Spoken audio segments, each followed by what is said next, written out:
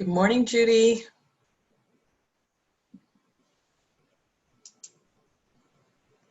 Both Judys. Good morning, Judy and Judy.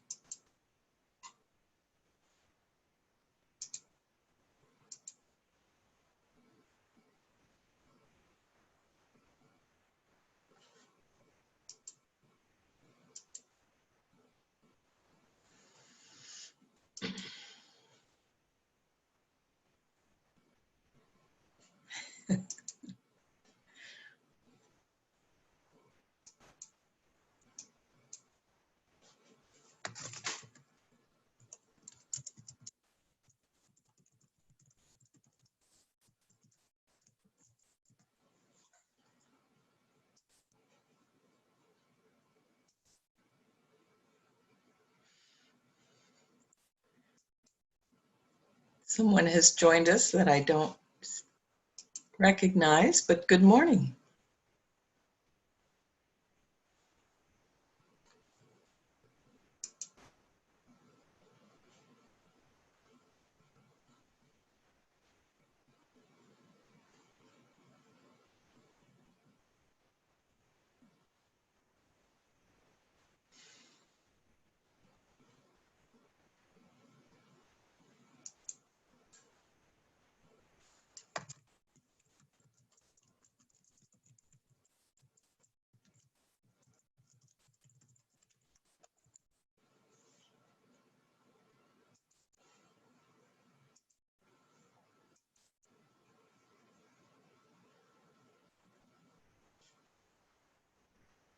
Hi, Carol. Hello.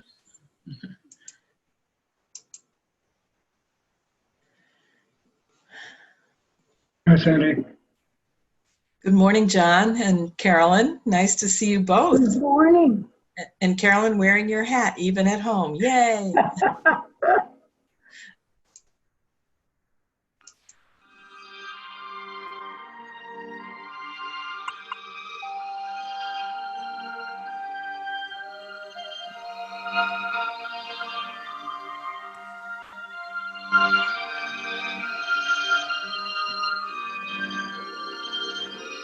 Good morning, Mercedes. Good morning, Jen.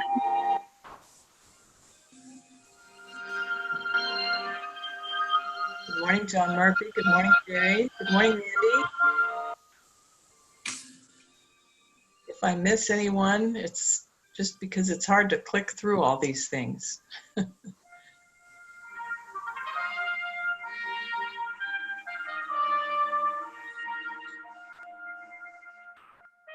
Good morning, Annalise. And good morning, Rich and Teresa. Good morning, Cindy. Good morning, Liz. Welcome, Liz, new mama. Good morning, Jason.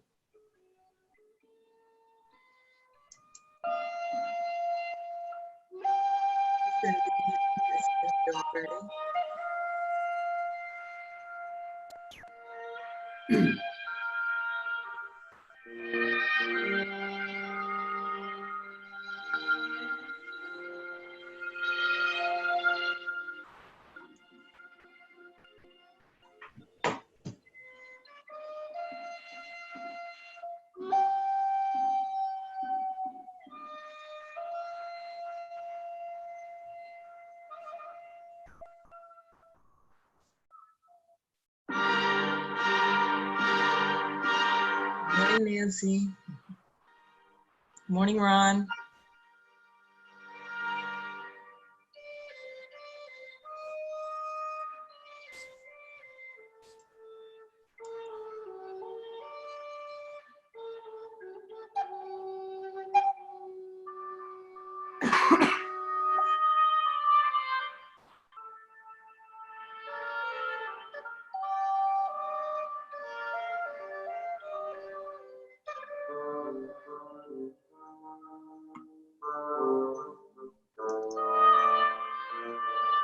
Good morning, Indra. Good morning, Nancy.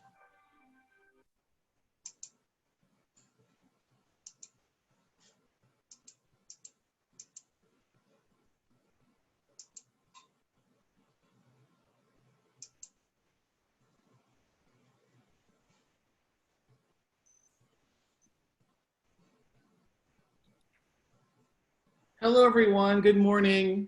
My name is Greg Sanders, and I'm the music director here at All Souls, but I'm also the tech director of today's service. So I'll be sort of guiding us through what's going on and helping to present the slideshow and help you see different speakers. Just a couple of things you might keep in mind as you're joining us virtually.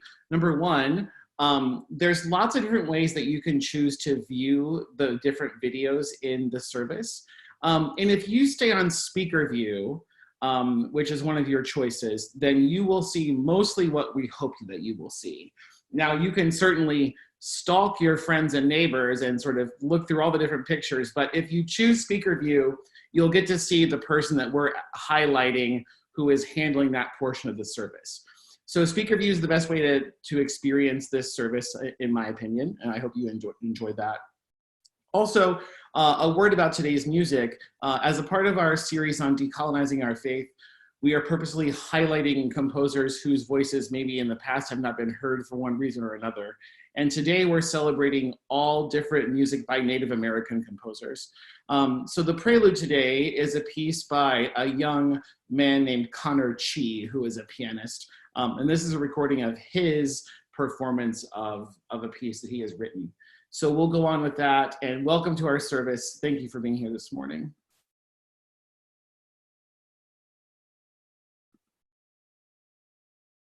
Oh, wait, no, we're not doing that. The first song is a choral piece. I forgot. The first song is a choral piece by a composer I really like named Brent Michael Davids. The choir and I have worked on this piece before, but we haven't got to sing it yet for you. So this is a prelude of a piece that we're going to do someday called Zuni Sunrise.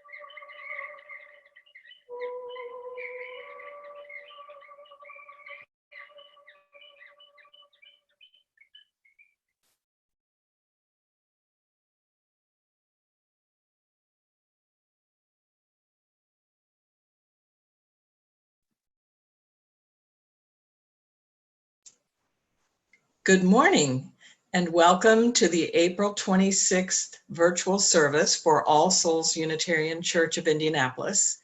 I am Sandy Reed Ryberg, and I have the privilege this morning of serving as your worship associate.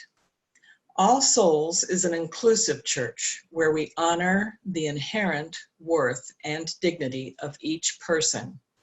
We strive to live our guiding principle of putting love into action. We are a congregation of many faith journeys united by our covenant and believing that diversity enriches us more than uniformity. We welcome you and all of your lived experience this morning and invite you to share in the second in a series of services exploring the idea of decolonization and the practice of communalism within our congregation, our denomination, and the world at large. If I didn't welcome you this morning as you came on to this virtual service, please know that I'm happy to see you there. Today we welcome guest speaker, Reverend Fred Muir, who is Minister Emeritus of the Unitarian Universalist Church of Annapolis, Maryland.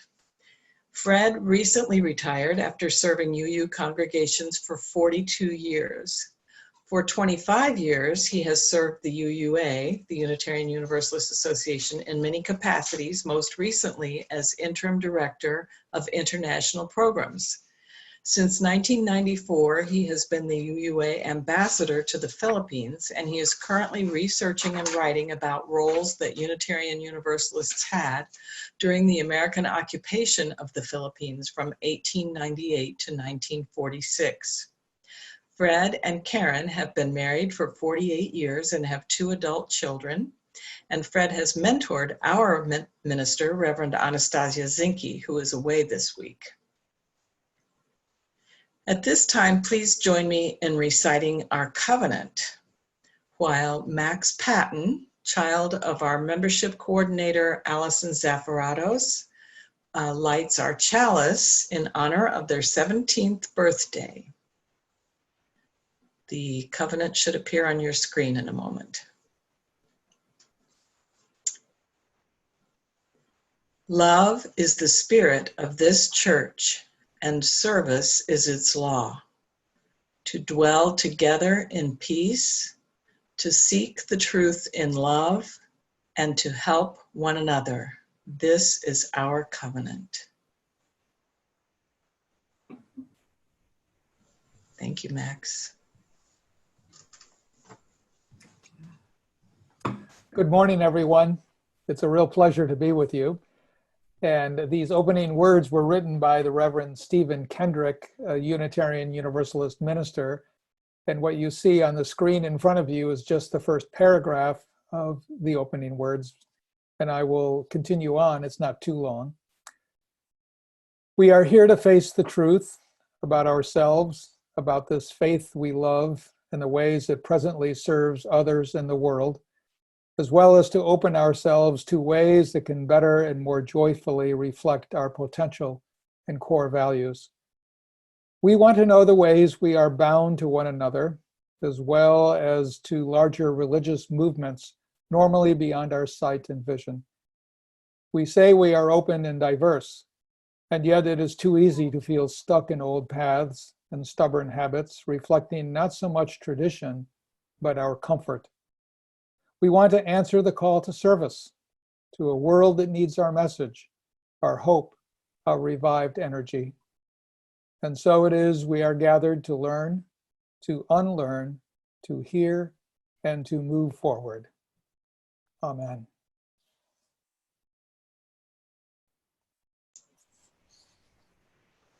Please join now in singing hymn number 1003, Where Do We Come From?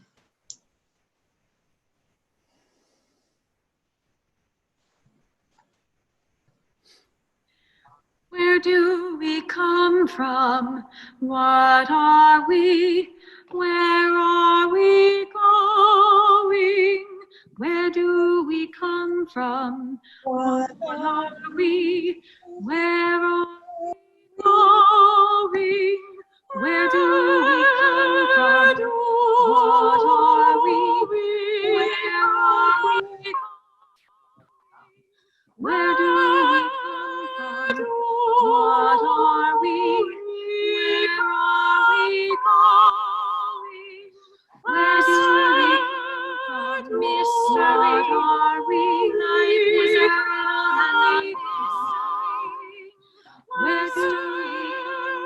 mystery are we?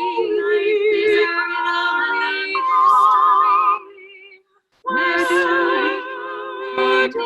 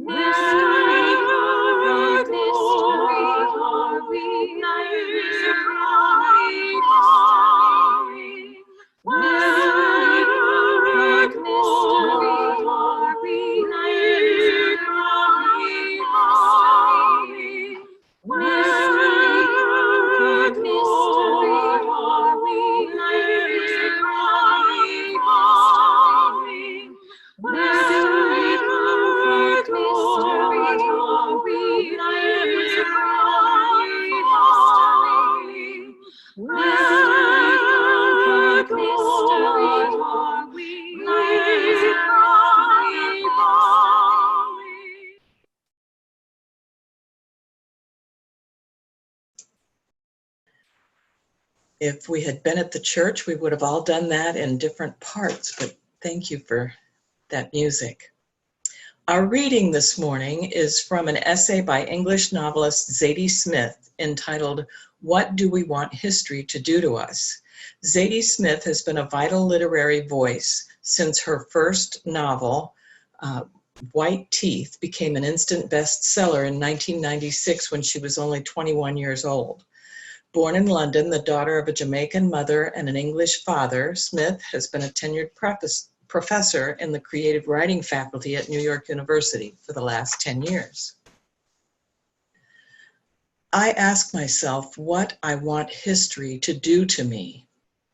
Its meaning is unsettling and unsettled, existing in a gray zone between statement, confession, and desire. The sentence pulls in two directions, giving no slack, tense like a rope. What might I want history to do to me?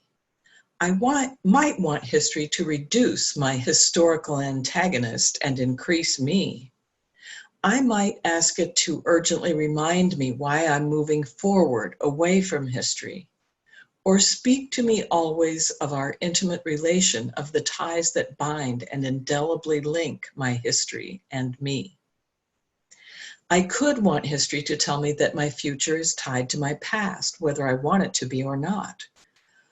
Or ask it to promise me that my future will be revenge upon my past, or warn me that the past is not erased by this revenge, or suggest to me that brutal oppression implicates the oppressors, who are in turn brutalized by their own acts of oppression. I might want history to convince me that although some identities are chosen, many others are forced, or that no identities are chosen, or that all identities are chosen, that I feed history, that history feeds me, that we starve each other, all these things, none of them. All of them in an unholy mix of the true and the false. Thank you.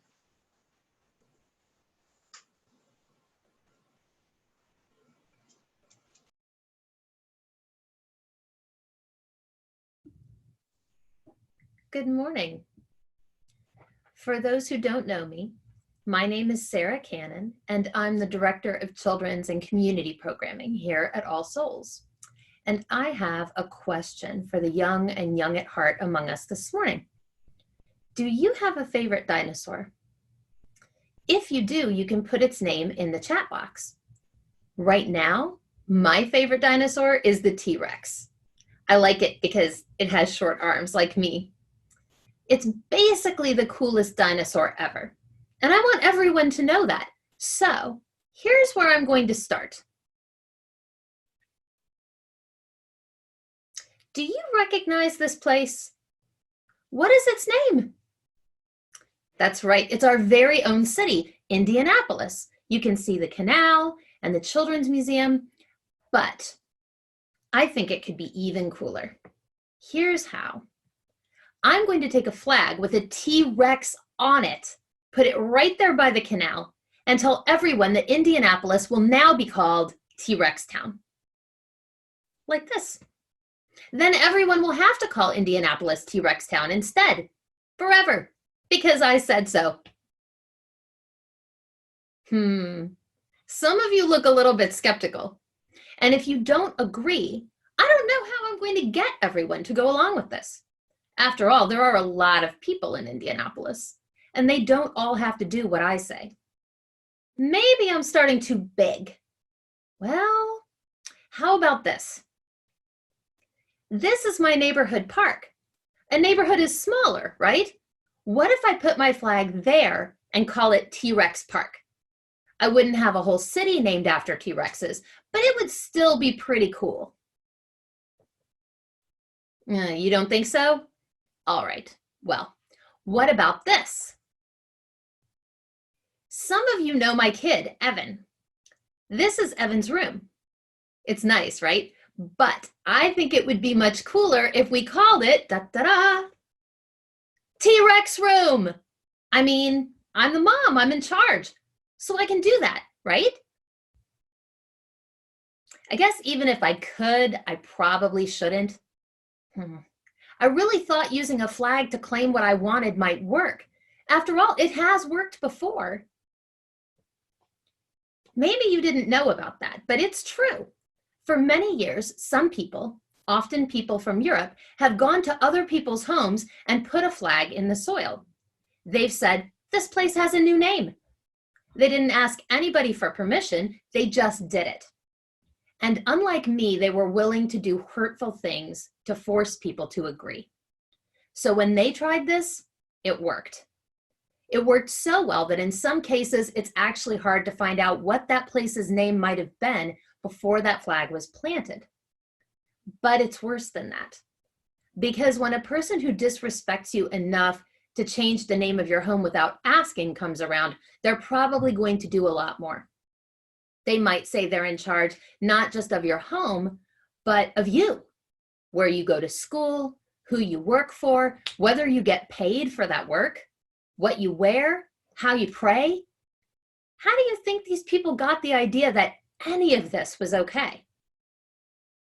The T-Rex was a pretty silly example, but it also shows how when we want something, we start making excuses for why we should have it. I like my way, so my way is right. Everyone would be better off doing things my way. So if they don't want to, they're making a mistake. And if they're making a mistake, then I'm really helping them. So it's okay to make them do what I want. It's important to notice when we start thinking this way, because the truth is, when we feel strongly about our own idea, it can be very hard to dial it back and listen respectfully to others. And that's when we make the really big mistakes, which is when we need to take a breath and let our UU principles guide us. So we have how many principles? 7, right? But today I'm going to focus on 2. Our red promise is to respect all beings. Notice it doesn't say as long as they do what we want. Nope. It doesn't say as long as they're just like us either. And our blue promise is tricky. Let me tell you why. Because some children's versions of our blue promise say, believe in our ideas and act on them. But this is not quite right. I was believing in my idea and acting on it when I planted those T-Rex flags. But I was wrong. We don't just act on our ideas without thinking about how we'll affect others.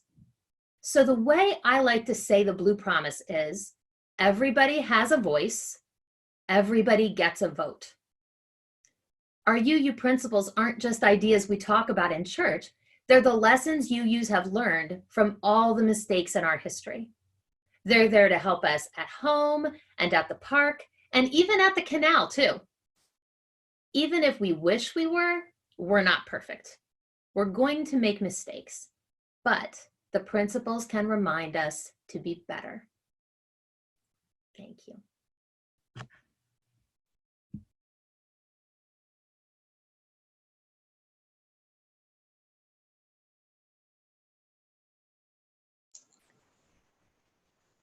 We will now hear some music.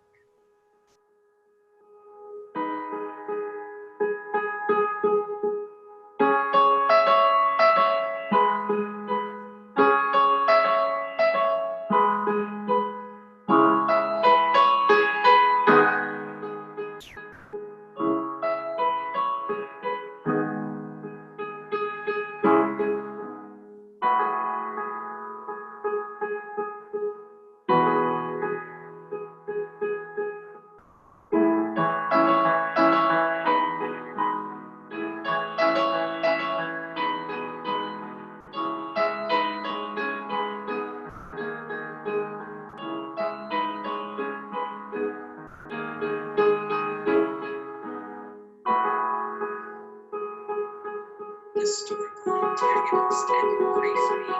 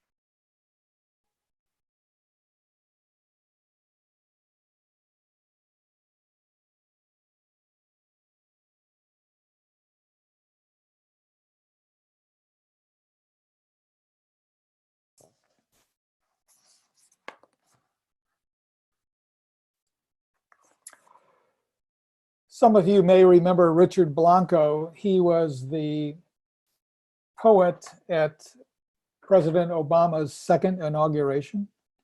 I think that was the first time he really came on became a part of the vision of the United States of America. He was born in Cuba. He's Cuban American.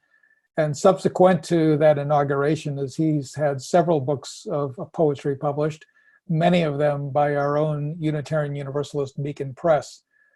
The poem I'm going to share with you right now is entitled What I Know of Country, and it's from this book, How to Love a Country, published by Beacon Press. It's a wonderful collection of poems, and I encourage you to buy it, not only because his poems are inspirational, but it's a great way to also support Unitarian Universalism.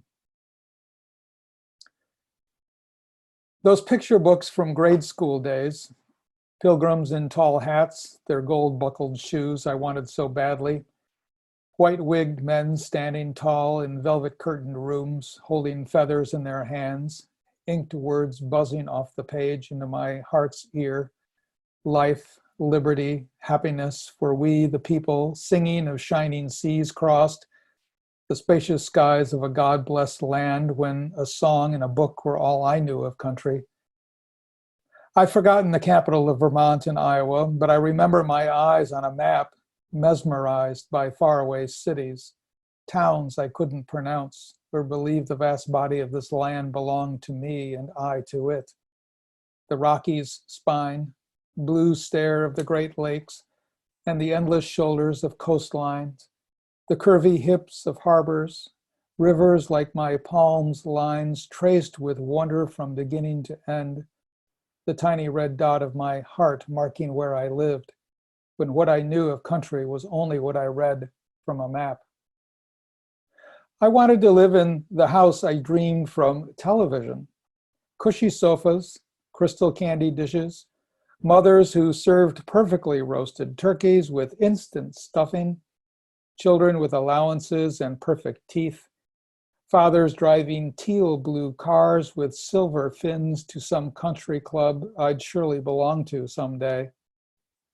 Though the gunfire, blood of war beamed into my bedroom, though I fell asleep, though our men from the moon landed on my roof with empty promises from space, fantasy was still all I could believe of country.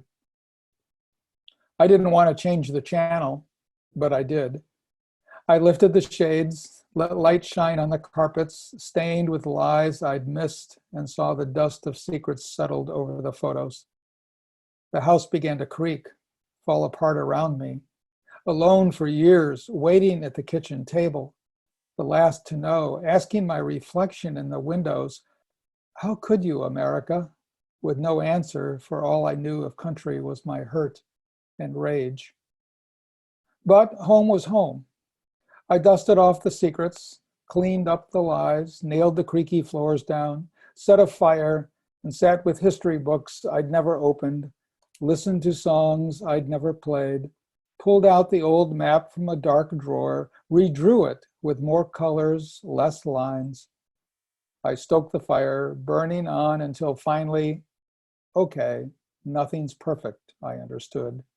I forgive you, I said, and forgiveness became my country. I stayed, you stayed, we stayed for our boys and girls returning as heroes, some without legs or arms, for our Challenger and towers fainting from the sky, for the terrified lives of the Big Easy stranded like flightless birds on roofs, for the sea that drowned our north, but we swept each grain of sand back to shore, for the candles we lit for our 20 children of Sandy Hook, feeling what we've always felt. To know a country takes all we know of love. Some days better than others, but never easy to keep our promise. Every morning of every year, of every century, and wake up, stumble downstairs with all our raging hope, sit down at the kitchen table again, still blurry-eyed, still tired, and say, listen, we need to talk. Hearing those words, which might be provocative, I urge you to now join me in some silent contemplation to reflect on our lives together and on the words spoken by Blanco.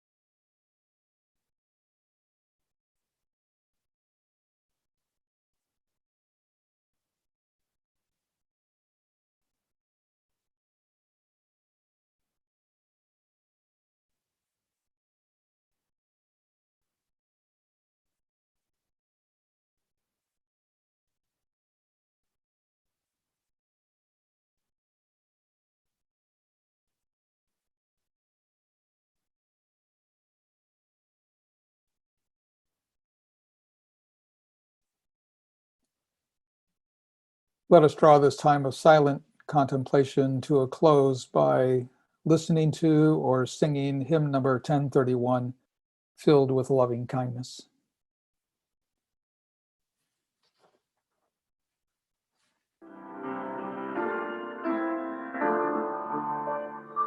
May I be filled with loving kindness.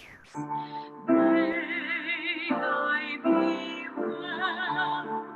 May I be filled with loving kindness. May I be well. May I be peaceful and at peace.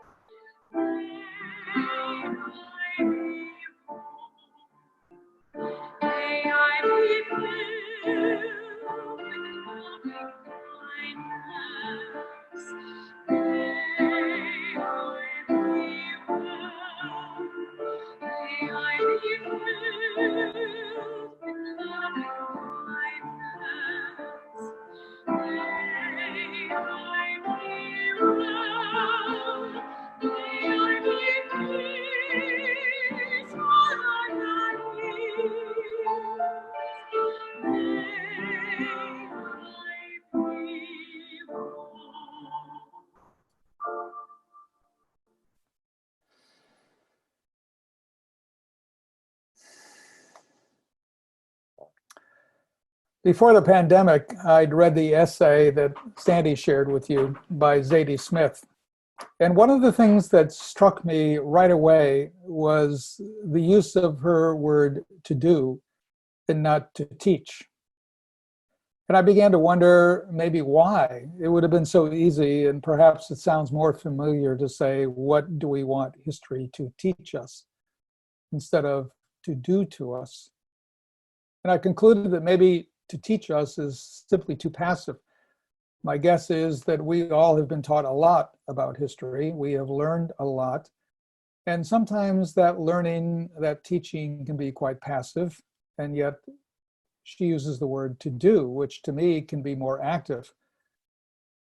When we get to the other side of this pandemic, and I hope that happens sooner than later, we might all ask, what do we want our history to do to us?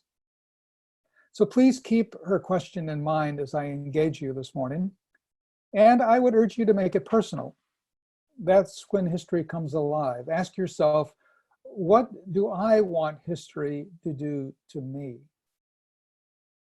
So let me give you an example of how history did something to me that came alive and prompted a doing that has kept me going for the rest of my life.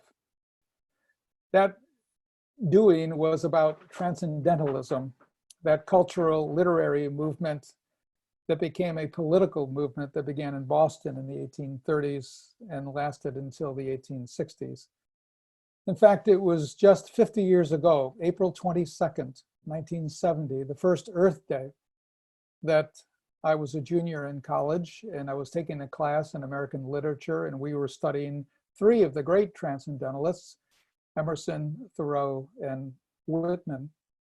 And on this particular day, Earth Day, it was a gorgeous Earth Day as the first one.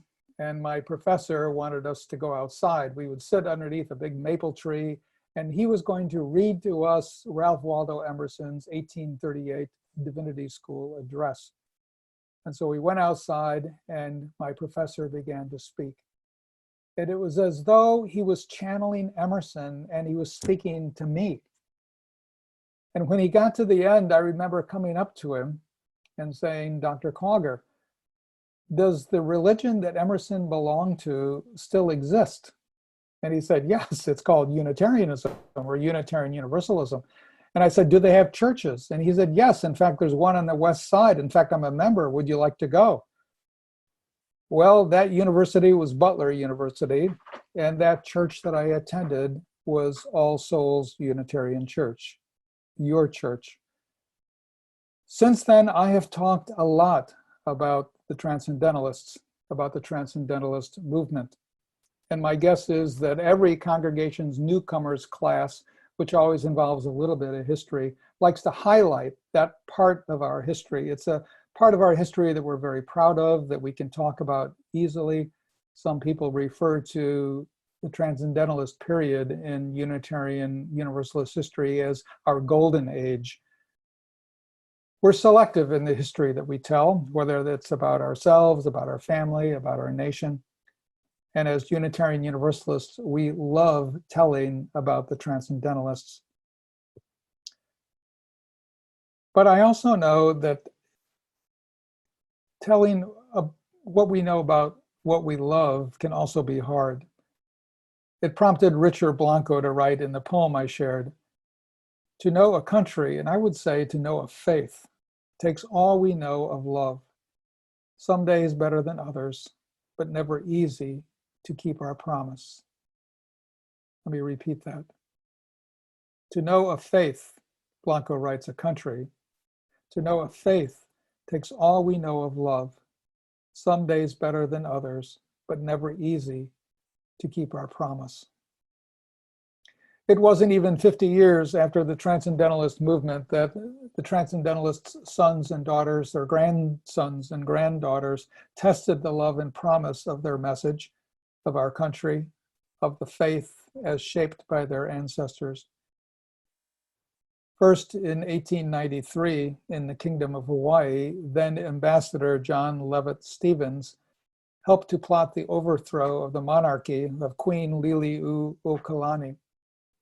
It was with the business community, largely the sons and daughters, grandsons and granddaughters of American missionaries from Boston, who wanted the Queen gone, who wanted the monarchy gone. And Stevens, a Universalist minister for 10 years, serving several congregations in the state of Maine, helped to formulate that overthrow.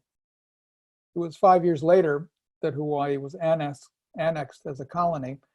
They called it a territory, but it was really a colony. The same day as Hawaiian annexation in 1898, the United States declared war on Spain. And 4 months later, the 7,600 island archipelago called the Philippines became the property of the United States, as did Puerto Rico, Cuba, and Guam. In an effort to roll back and replace 350 years of Spanish Catholic teaching and hierarchy, the US could not have selected a more impressive and committed group of civil servants. You see, there was a disproportionately large number of Unitarians and Universalists in this group, all in positions of leadership, power, and influence. The impressions of their footprints remain on the Philippine culture even today. This is a story that I knew very little about up until about 25 years ago. Perhaps you knew something about it. My guess is you didn't. The hows and ways of this group of Unitarians and Universalists in the Philippines began to intrigue me. And one of the conclusions I have reached is that I believe our 19th and 20th century Unitarian Universalist principles of reason, progress, technology, and science were made for imperial colonial empire building. Even though these were largely unwritten, I mean, we did not have a dogma or a creed, yet deeply these were embedded in our way of thinking and doing, in our theology. In 1993, Congress issued an apology to the people of Hawaii for degrading and the illegal overthrow of their monarchy. Now, there's no mention in this apology to the people of Hawaii. There's no mention of the Reverend Stevens, Minister Stevens, Ambassador Stevens, but I know of his role, and now you do too. He was one of us. He was a Unitarian Universalist. So with this historical revelation, what do we want our history to do to us? And in the Philippines, colonial policy was shaped and sustained, and people's lives were destroyed. A nation of millions was redirected from one colonizer, the Spanish, to another, the Americans. And in spite of the promises of benevolence, exploitation continued. And now every week, that nation still struggles to address nearly 400 years of colonial rule and now neo-colonial abuse. But here's the thing. For us, the threads that shaped Unitarian Universalism's embrace and participation in colonial imperialism are still woven into the fabric of our faith. The penultimate place of reason, the value of progress, the importance of technology, insights from breakthroughs in science. While these defining principles of faith have indeed inspired, comforted, and liberated many of us, including me, from the soul-destroying tenets of orthodoxy, these were also the calling cards of colonialism, of imperialism.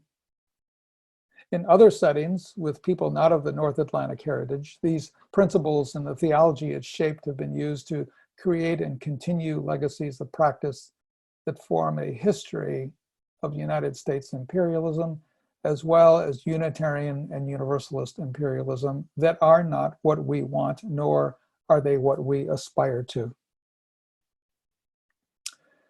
So sooner than later, I hope we will get to the other side of this pandemic. And when we do, we will look back and ask what we learned, at least I hope we do. Have we changed? What did our history do to us? And so also we can now look back at our Unitarian Universalist theology and the practices it inspired, a theology and practice whose threads are still woven into our faith fabric. We can look back look at us now and ask, what do we want our history to do to us? What do I want my history to do to me?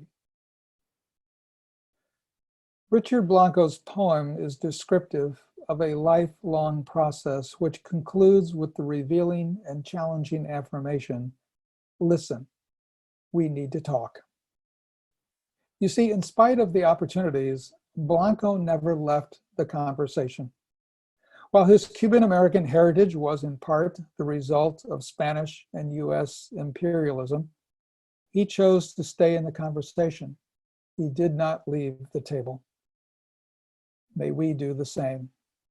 At the very least, let our history change us. Let it decolonize our minds and our faith and inform a continuing conversation. For this is what it means to be a covenanting community of faith. This will not be an easy journey, but it will be a revealing one whose promise could be filled with abundance and justice for all. Let it be so. Amen.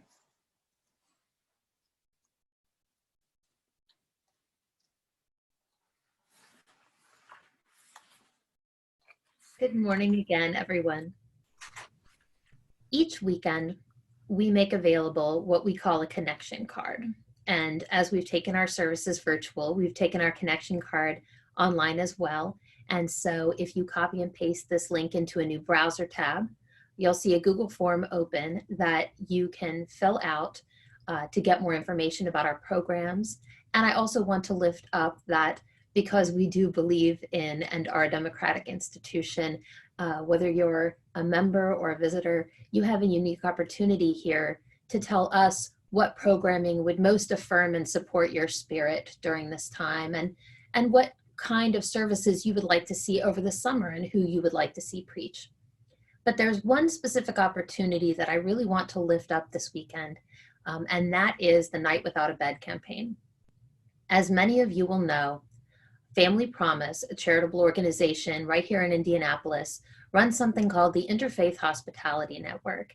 And a dedicated team of volunteers at this and many other faith communities host families on a weekly and rotating basis who, for one reason or another, have found themselves homeless. During the time of social distancing, we can no longer host, and a large fundraising event that typically occurs this time of year has had to be canceled also. And so in response, Family Promise has taken their campaign online and onto social media.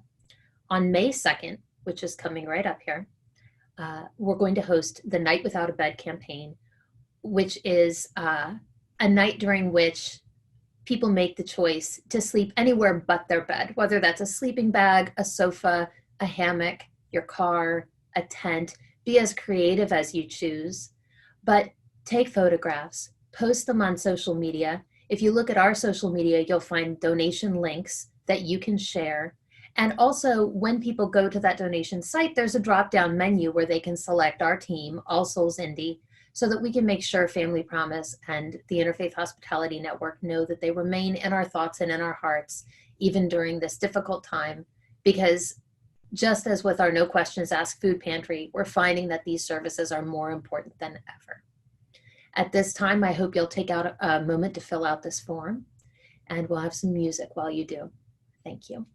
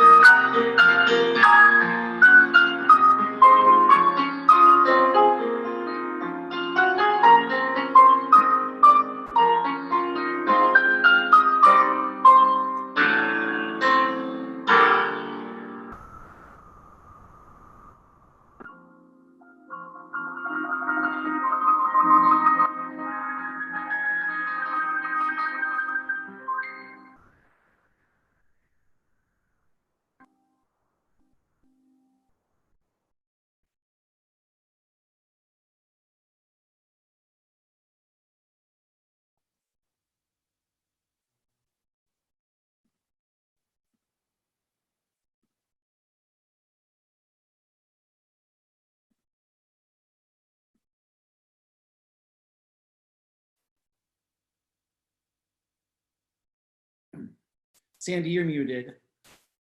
Each week, when we have our offertory, we share our plate with an organization which shares our values. This morning, we will share our plate with the Unitarian Universalist Partner Church Council. Partnerships between UU and Unitarian congregations around the world forge connections and build lasting relationships that strengthen each other's faith and open new vistas of understanding.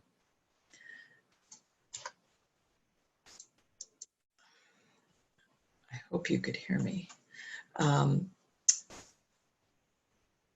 The UUPCC helps connect churches looking for partners and provides support for American and Canadian Unitarian Universalist churches engaged in partnership. All Souls has been in partnership with the church in Sepsi St. George, Transylvania, part of Romania now, for many years, thanks to the hard work of Jim and Betty Scrimenti and other congregants. At this time, we will receive offerings through the link that is provided on your screen.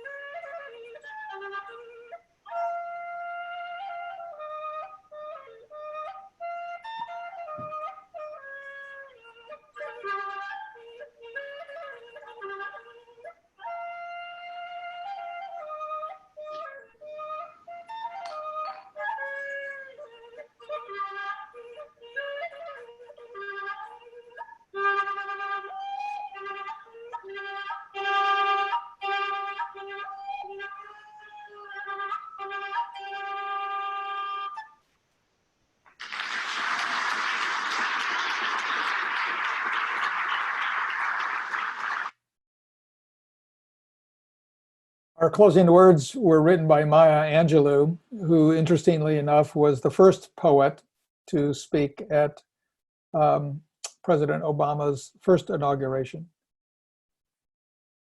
History, despite its wrenching pain, cannot be unlived, but if faced with courage, need not be lived again.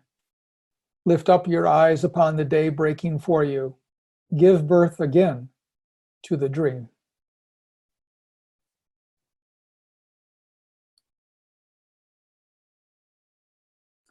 We would join together in singing hymn number 1057, or listening, Go Lift It Up.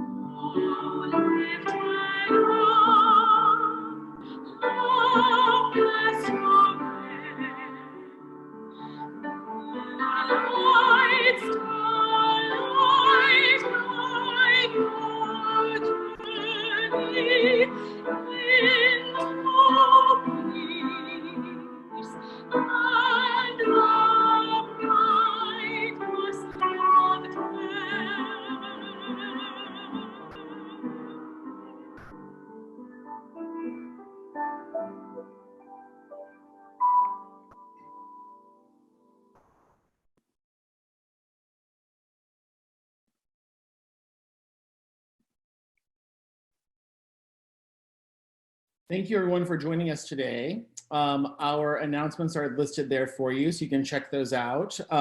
Make sure that you note those. And a plug for me individually, notice that we're gonna do a trivia night this week.